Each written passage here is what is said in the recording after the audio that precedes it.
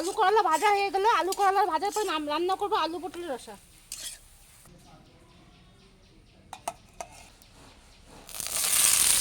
লবণ হলুদ দিয়ে পটল ভাজে নেব।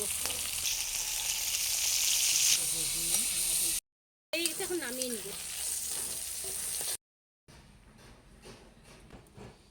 ফোড়ন দিয়ে দিলাম জিরা তেজপাতা শুকনো লঙ্কা। ফোড়ন ভাজা হয়ে গেছে, দিয়ে দিলাম সিদ্ধ করা আলু, স্বাদ মতো লবণ, পরিমাণ মতো হলুদ।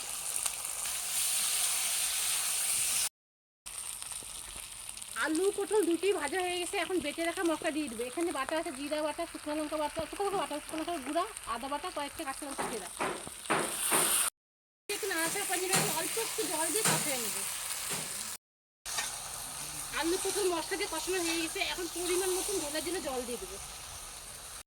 কষাইছি, এদিকে আমার ছেলে একটা ভুট্টা হাতে করে নিয়ে এসে বললো, মা রান্না করার সঙ্গে মানে রান্না করা হয়ে গেলে তুমি এই ভুট্টাটা পুড়ে দিও। আমি তো কোনোদিন ভুট্টা পুড়ি নেই, জানি না কীভাবে পুড়তে হয়, বেশি আগুনে না কম আগুনে। এখন দিয়ে দেবো, যেহেতু রান্না হয়ে গেছে, নিবা নেওয়া না জ্বালান্ত আগুনেই দিয়ে দেবো।